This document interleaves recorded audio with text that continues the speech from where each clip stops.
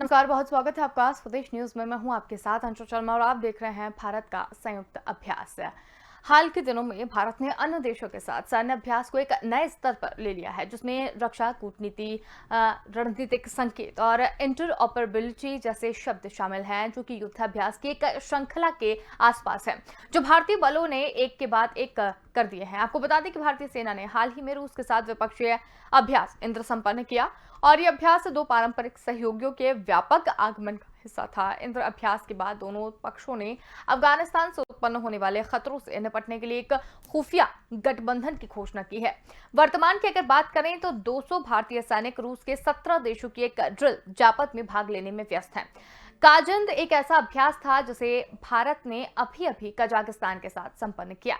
तो आज हम बात कर रहे हैं भारत का संयुक्त युद्धाभ्यास। इसके बाद ग्राफिक्स के जरिए समझने की कोशिश करते हैं कि आज का मुद्दा क्या है। तो अंतरराष्ट्रीय स्तर पर अब जो तैयारी है वो पूरी कर ली गई है। इंद्राभ्यास के बाद दोनों देशों ने एक खुफिया गठबंधन की यहां पर घोषणा की है।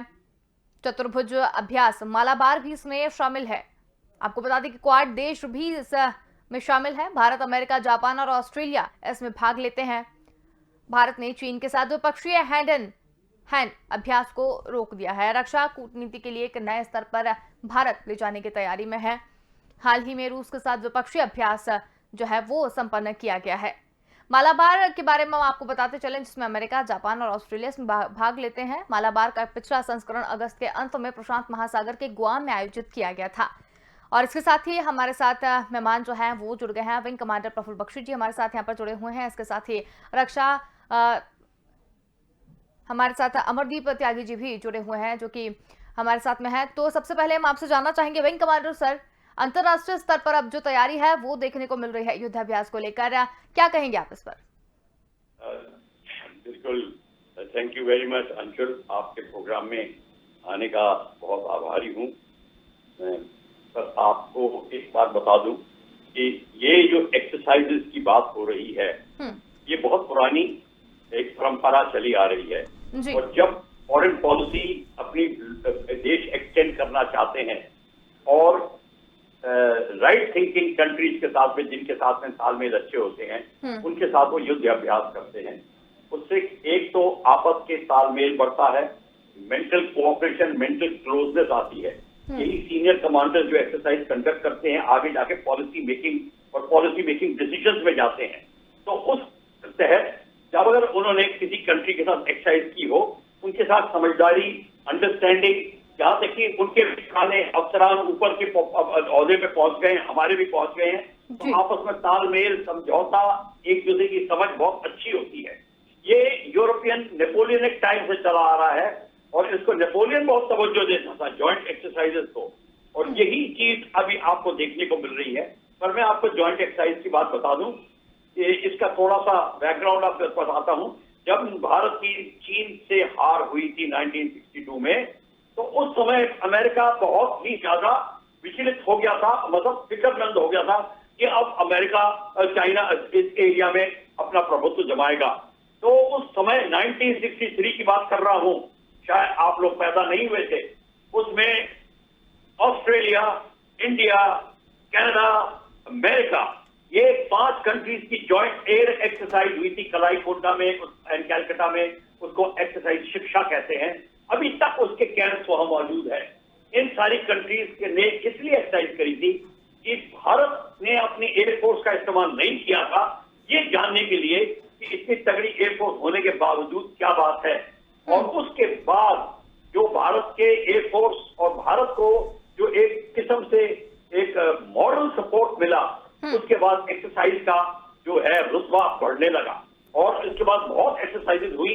पर सबसे मेन एक्सरसाइज बताता हूं को इंडिया हुई जब अमेरिका के साथ। तब अमेरिका ने देखा कि भारत की जो एयरफोर्स है, जिसको वो एक लोअर दर्जे की एयरफोर्स समझ के आए थे, वहां पे उनके कमांडर्स का नौकरी जाने से बच गई, क्योंकि हर एक एक्सरसाइज में उनके 30 से 35% मार्क्स ज्यादा आए नहीं। वो हमारे सुखोई ने और MiG-29 ने उनके एयरक्राफ्ट के ऊपर ऐसे हावी हुए कि वो सोच भी नहीं सकते थे। उसके बाद 7 कंट्रीज ने भारत के साथ एक के बाद एक्सरसाइज करी। Australia, Singapore, great Britain, France, सारी कंट्रीज, रशिया की हमारी बहुत पहले से एक्सरसाइज चलती आ रही है। पर जब आप देख रहे हैं कि ये जियोपॉलिटिकल सिचुएशन चेंज हो रही है, तो लाइक माइंडेड कंट्री अब जॉइंट एक्सरसाइज इसलिए कर रहे हैं, जैसे कि मालाबार एक्सरसाइज जिसका आपने नाम लिया था, वो एक किस्म से कॉन्फिडेंस बिल्डिंग एक्सरसाइज है with all the countries which are affected by China. ये इसलिए मालाबार एक्सरसाइज हो रही है और इसका उनको सहयोग दे रहे हैं अमेरिका और इंग्लैंड। उनकी aircraft carrier Queen Elizabeth, Ronald Reagan, ये सारे आते हैं और इस समय एक्सरसाइज को संपन्न करते हैं। हाँ। तो ग्रेट ब्रिटेन के साथ एक्सरसाइज होती नहीं है, रशिया के साथ आपने उसका मेंशन किया, हमने उज्बेकिस्तान के साथ एक्सरसाइज इसलिए की है, उज्बेकिस्तान में हमारा बेस है, ऑलरेडी हमारा सहयोग बढ़ रहा है। जितनी हमारी अब फॉरेन पॉलिसी, एक तीखी foreign policy, sharp foreign policy बन रही है, आप देखेंगे एक्सरसाइज तालमेल इंक्रीज होता जाएगा। चाइना के साथ हैंड इन हैंड, आपको पता, आपने खुद ही बताया, हमने कैंसिल कर दी है। ये जो है एक्सरसाइज इसलिए हो रही है, अब कंट्रीज को पता चल गया है भारत की स्थिति क्या है, और उससे ज्यादा हमारी पॉलिटिकल डिसीजन मेकर्स को पता चल गया है कि हमारी फौज इतनी कमजोर नहीं है। बेसिकली हमारी पॉलिटिकल वीकनेस के कारण हम पीछे रह चुके थे, वो पॉलिटिकल वीकनेस अब पॉलिटिकल स्ट्रेंथ में बनने की शुरू हो जाएगी। बिल्कुल। अमरदीप सर, अगर आपसे जानना चाहें कि रक्षा कूटनीति को भारत अब एक नए स्तर पर ले जाना चाहता है या लेकर जाएगा, लेकिन अगर बात करें भारत की कूटनीति की, तो कहीं ना कहीं भारत की कूटनीति उतनी अच्छी नहीं देखी गई है। अभी जितने भी कई मामले जो है वो निकलकर सामने आए हैं, तो इस बारे में आपका क्या कहना है कि रक्षा कूटनीति को अब भारत एक नए स्तर पर लेकर जाएगा? जितनी भी ये एक्सरसाइज होती है, ये मिलिट्री डिप्लोमेसी का एक हिस्सा है। और जैसा कि अभी विंग कमांडर बख्शी सर ने बताया है कि सिंस नेपोलियनिक एरा से ये एक्सरसाइज होती रही है, और अभी भी हाल फिलहाल में काफी सारे देशों के साथ हमने जॉइंट एक्सरसाइज की है। ये एक कूटनीति का हिस्सा है, और जैसा कि हमारे फ्रेंडली फॉरेन कंट्रीज हैं, उन देशों की सेनाओं के साथ अपनी real time quickness, operational alertness और अपनी ट्रेनिंग को without getting engage into real war, वो जांचने का एक तरीका है। उसके अलावा जो दूसरे देश हैं या जिनके साथ हमारे संबंध अच्छे नहीं हैं, उन देशों को ये जताना कि हमारे साथ ये देश हैं और हमारे पास ये इक्विपमेंट हमारे सहयोगी हो सकते हैं, और हम उनको मौका पड़ने पर सही जवाब दे सकते हैं। तो इस तरह की जो अब जैसे हाल फिलहाल में हुआ है, और पिछले कई सालों से हम लगातार इस तरह की एक्सरसाइज कर रहे हैं। ये जैसे पाकिस्तान हुआ, चाइना हुआ, इस तरह के देशों को ये मैसेज देने की कोशिश की जा रही है कि यदि आपने हमारे साथ कुछ मिस एडवेंचर किया तो ये देश हमारे साथ हैं, चाहे हम उसमें नेवल जो फोर्सेस हैं उनके साथ एक्सरसाइज करते हैं, एयरफोर्स के साथ करते हैं, आर्मी के साथ करते हैं, और कई बार हम तीनों विंग्स के साथ इस तरह की एक्सरसाइज करते हैं। So basically, this is the message to the countries which may try some kind of misadventure with us or with our friendly foreign countries. जी, बिल्कुल।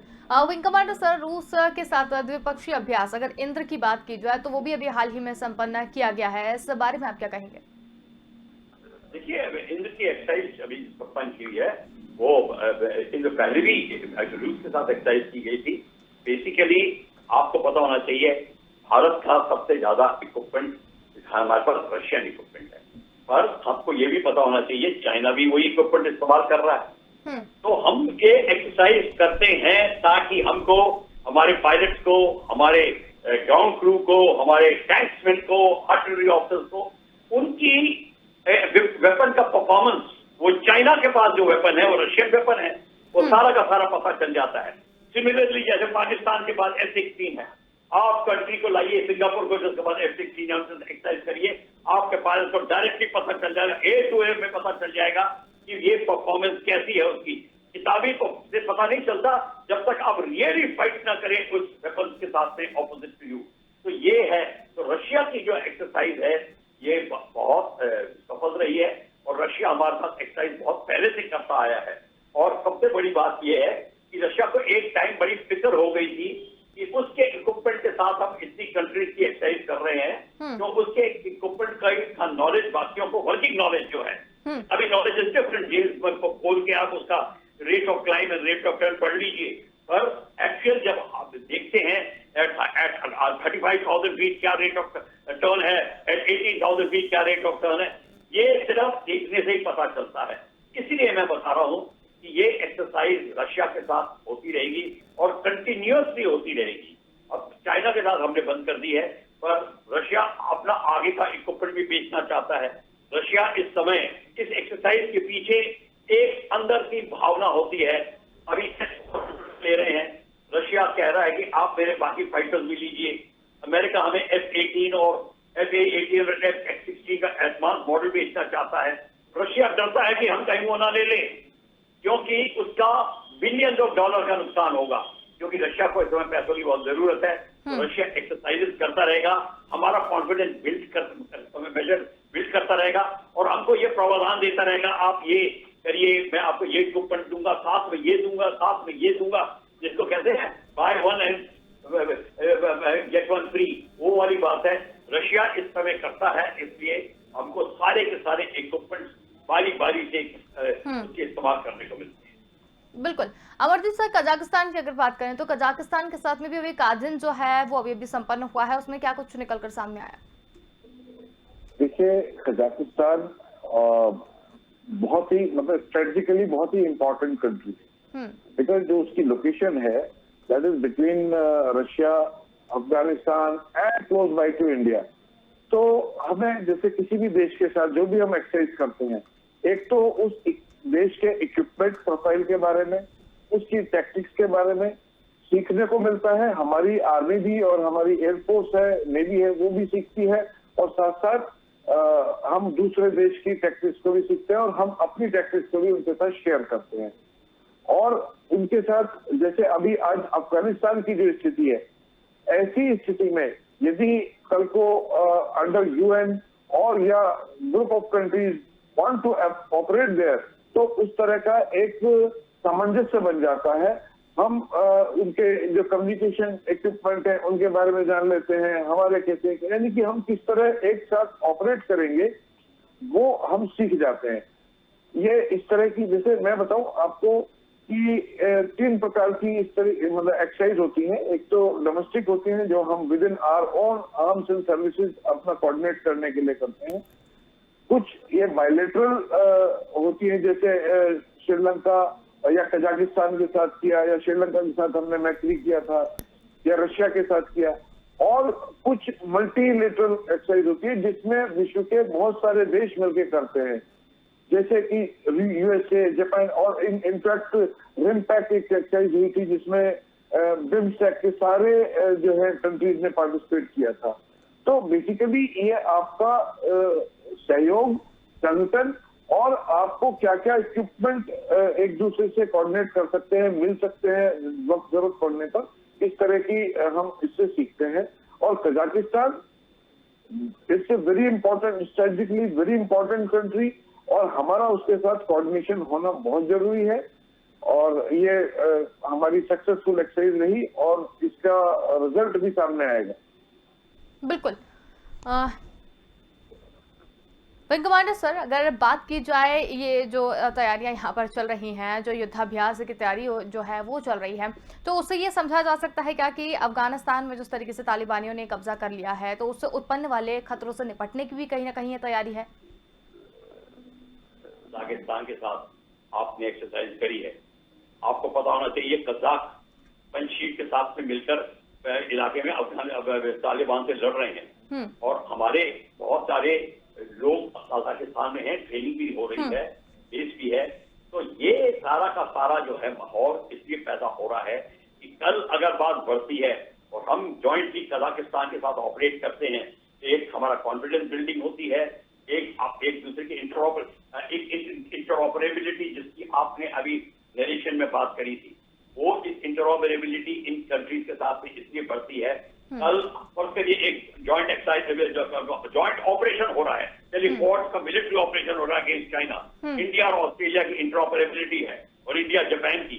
तो हमारे एक तरफ टेक ऑफ करके, हेलीकॉप्टर टेक ऑफ करके, फाइटर एक तरफ टेक ऑफ करके, उनकी उनके एयरक्राफ्ट कैरियर पे लैंड करेंगे, उनको ऑलरेडी ट्रेनिंग मिल चुकी है, उनके पायलट हमारे एयरक्राफ्ट कैरियर पे लैंड करेंगे। ये इंटरऑपरेबिलिटी है। अगर फौज आपकी बढ़ रही है साथ में, चाहे लैंड वॉर कहीं है, दोनों फौजी हैं, इक्विपमेंट वही है, आपके इक्विपमेंट को इस्तेमाल कर सकते, आपका फौजी उनके इक्विपमेंट को इस्तेमाल कर सकता है। फोर्स मल्टीप्लाइंग सिस्टम बन जाता है इंटरऑपरेबिलिटी। इसीलिए ये इंटरऑपरेबिलिटी का शब्द जो आपने इस्तेमाल किया था, ये बहुत वजनदार शब्द है। तो ये कजाकिस्तान के साथ में और जिस कंट्रीज के साथ में हमारे अच्छे संबंध हैं, जब उनके साथ एक्सरसाइज करते हैं तो एस्पेक्ट ऑफ इंटरचेंजेबिलिटी, इंटरऑपरेबिलिटी आता है, और इसीलिए ये बहुत जरूरी है।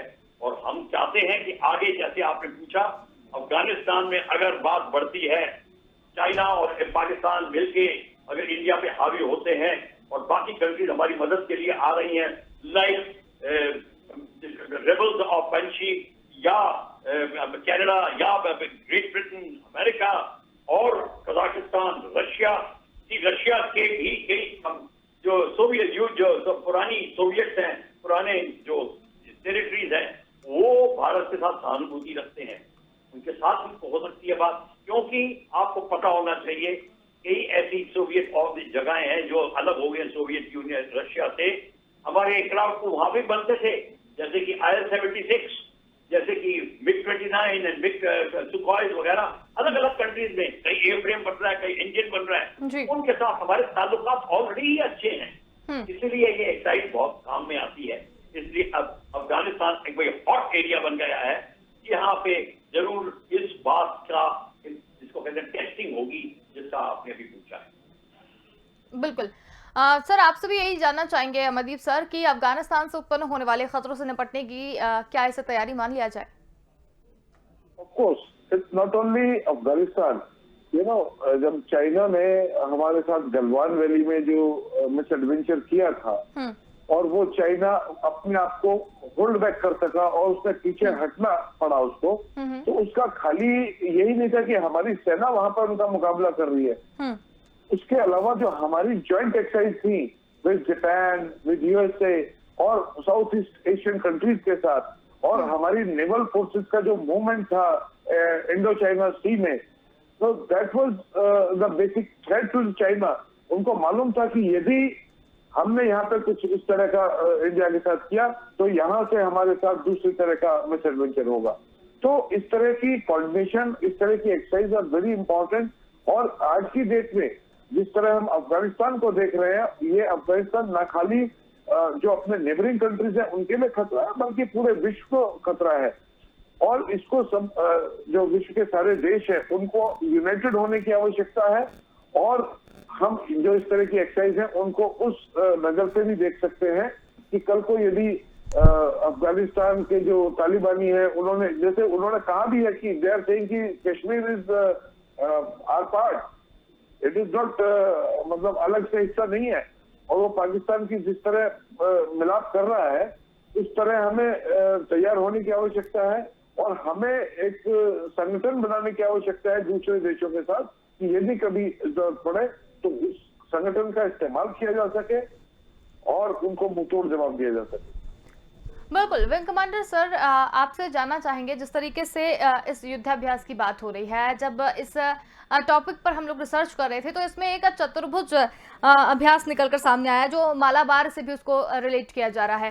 तो जब आप लोग यहाँ पर बैठे ही हैं तो बहुत सारे लोगों को बहुत सारी चीजें नहीं पता कि देश में क्या चल रहा है, किस तरीके से लोग काम करते हैं, क्या इस तरीके के अभ्यास होते हैं। तो आपसे हम जानना चाहेंगे कि चतुर्भुज अभ्यास क्या है और किस तरीके से इसे किया जाता है। देखिए, आप वेरियस एंगल है। अब नेवल एंगल की अलग बात होती है, एयर एंगल की बात अलग होती है। मालाबार जो है all basically all naval exercise.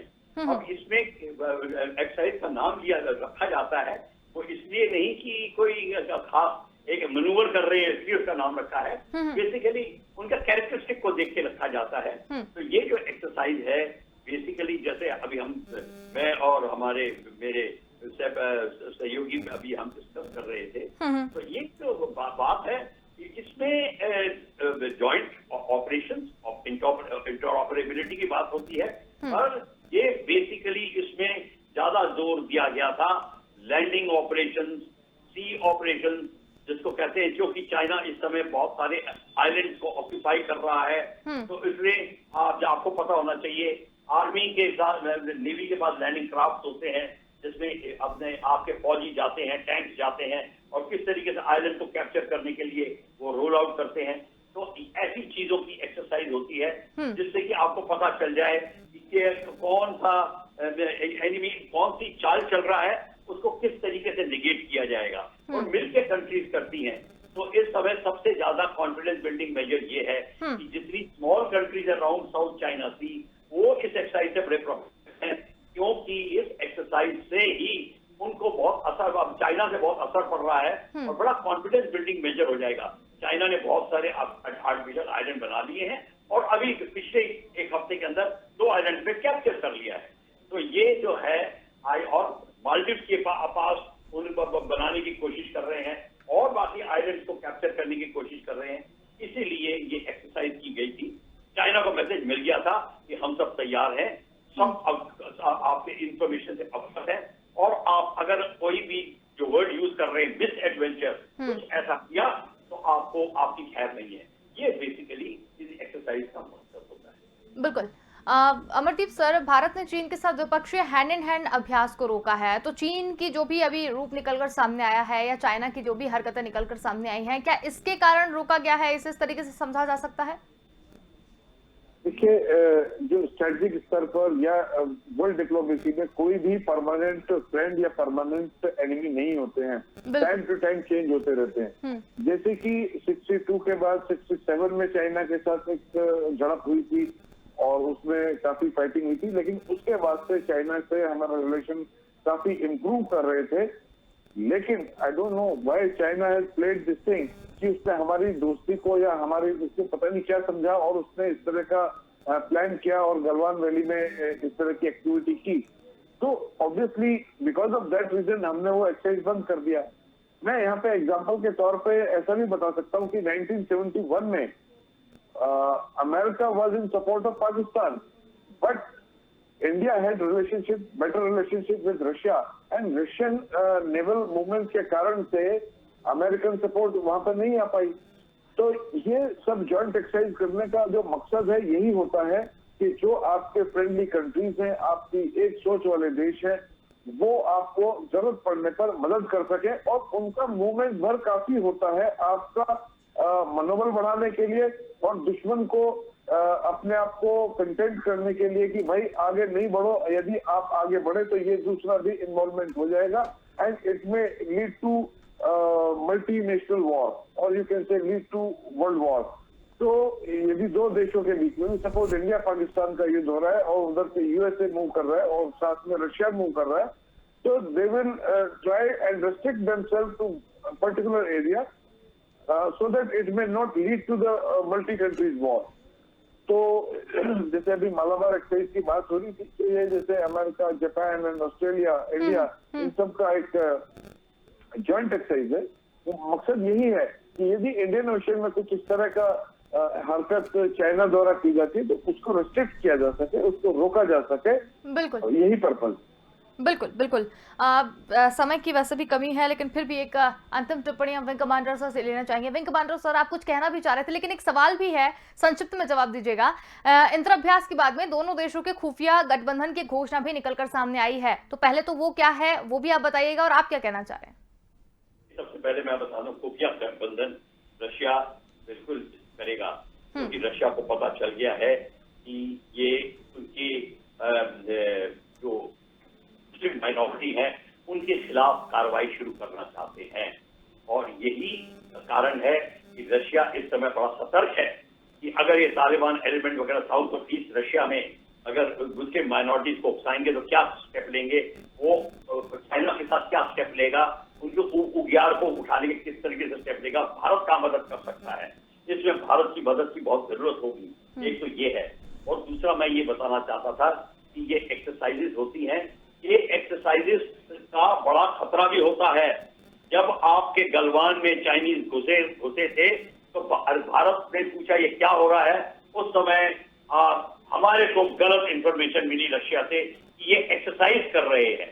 अब रशिया को पता था या नहीं पता था ये मैं नहीं कह सकता, पर हम इस बात पे रह गए कि ये एक्सरसाइज कर रहे हैं और कुछ हम कोविड से ढीले पड़े हुए थे, सारा हिंदुस्तान ढीला पड़ा हुआ था, बिल्कुल। इसीलिए चाइना गलवान में घुसा। ये ही एक एक्सरसाइजेस का, तभी एक्सरसाइज करने से पहले आप नेबर्स को बता देते हैं हम एक्सरसाइज कर रहे हैं और ये हो रहा है, तो घबराने की कोई बात नहीं। अच्छा, चलिए, बहुत ही अच्छा टॉपिक भी था आज, बहुत अच्छे तरीके से आप दोनों ने इसे समझाया है, तो बहुत धन्यवाद, आप समय निकालकर हमारे साथ जुड़े और इस पूरी चर्चा में शामिल हुए। तो आज हम